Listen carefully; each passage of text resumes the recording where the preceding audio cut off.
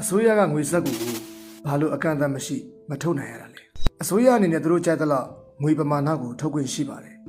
ဒါဆိုရင်ဘာကြောင့်ငွေစက်ကိုအများကြီးထုတ်ပြီးတော့မှနိုင်ငံကိုစင်းရဲအတွင်းကနေမကယ်တင်တာလဲအကြောင်းပြချက်ကဘာဖြစ်မလဲ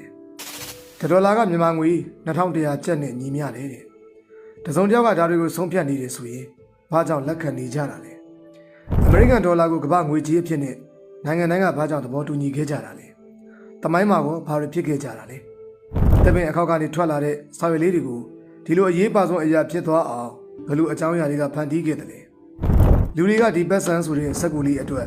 တရက်မှ8 နာရီ9 နာရီလောက်စိုင်းနေမှာရုံးနေမှာဘာကြောင့်အလုပ်လုပ်နေကြရတာလဲဒီမေကွန်းအားလုံးရဲ့အဖြေကပတ်စံကဘာလဲအဲ့ဒီအသေးပဲပေါ်မှာမူတည်နေပါတယ်ပြီးတော့ဒီပတ်စံဆိုတဲ့အရာကဘယ်လိုဆင်ကဲပြောင်းလဲလာတယ်လဲမိတ်ဆွေတို့အနေနဲ့တပတ်ရပစ္စည်းတွေကိုရောင်းချခြင်းတဲ့အခါတန်ဖိုးဘယ်လိုသတ်မှတ်တယ်လဲဆိုကြပါစို့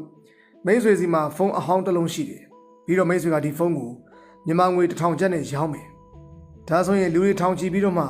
မိတ်ဆွေအိမ်ရှိမှာဖုန်းဝယ်ဖို့ရောက်လာပါလိမ့်မယ်အဲဒီလိုအခြေအနေမှာဆိုရင်မိတ်ဆွေဘာလုပ်မလဲဖုန်းရဲ့တန်ကြေးကို1000ကနေ9000အထိမြင့်လိုက်မယ်တင်လိုက်တဲ့ဈေးတိုင်းပေးပြီးတော့မှလူ100လောက်ကမိတ်ဆွေရဲ့ဖုန်းကိုဝယ်အောင်မယ်ဆိုရင်မိတ်ဆွေအနေနဲ့ဖုန်းရဲ့တန်ကြေးကိုဆက်ပြီးတော့မှတိုးမြင့်သွားရမယ်ဘယ်လိုအခြေအနေထိမြင့်တင်သွားရမလဲဆိုရင်တော့လူ1ယောက်ထဲကသာတင်သတ်မှတ်တဲ့ဈေးအတိုင်းဖုန်းကိုဝယ်မယ်ဆိုတဲ့အခြေအနေရောက်တဲ့အထိပါကမ္ဘာပေါ်မှာရှိတဲ့ပစ္စည်းအလုံးကဒီနီလန်အတိုင်းပဲတန်ဖိုးသတ်မှတ်ထားကြတာဖြစ်ပါတယ်အဲ့ဒီနီလန်ကိုရောင်းလို့အားနဲ့ဝယ်လို့အားဆိုပြီးတော့မှနာမည်ပေးထားကြပါတယ်အသီးရောင်းဆိုင်ဒီဇိုင်းကိုသွားတဲ့အခါမှာပန်းသီးတစ်လုံးရဲ့တန်ဖိုးကငပြောသီးရဲ့တန်ကြေးထက်ပိုများနေတာကိုတွေ့ရပါလိမ့်မယ်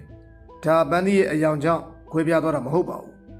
ရောင်းလို့အားနဲ့ဝယ်လို့အားခွဲပြားသွားတာကြောင့်ဈေးနှုန်းကခွဲပြားသွားတာပါပန်းသီးရဲ့ဝယ်လို့အားကရောင်းလို့အားထက်များနေတာဖြစ်ပါတယ်ကျက်သွန်ဈေးတက်သွားပြီဆိုတာတွေမိတ်ဆွေကြားဖို့မှာပါဒါကလည်းဝယ်လို့အားများလာတာပါပဲဒီလိုတန်ကြေးတွေကိုသတ်မှတ်နေတဲ့သူကလည်းကျွန်တော်တို့တွေတပတ်ရဖုန်းရောင်းတဲ့ပုံစံအတိုင်းပဲဈေးခေါ်နေတာဖြစ်ပါတယ်ကမ္ဘာတစ်ခုကကားအစီး100ထုတ်လိုက်တယ်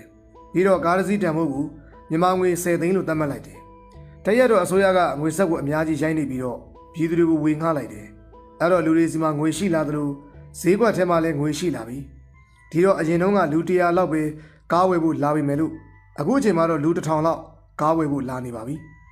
ဒီလိုအခြေအနေမှာကားထုတ်လို့တဲ့သူကကျွန်တော်တို့တွေတပတ်ရဖုန်းရောင်းတယ်လို့ပဲကားဝယ်မဲ့သူလူ100ကျန်တဲ့အထိကားဈေးကိုမြင့်လိုက်ပါလိမ့်မယ်ဇင်ဘာဘွေနိုင်ငံကသူတို့ရဲ့စီးပွားရေးတိုးတက်လာအောင်ဆိုပြီးတော့မှအဲ့လိုနေအတိုင်းပြုလုပ်ခဲ့မှုပါတယ်ပတ်စံနေအများကြီးရိုင်းနေပြီးတော့မှလူတွေကြားမှာဝေငှလိုက်တယ်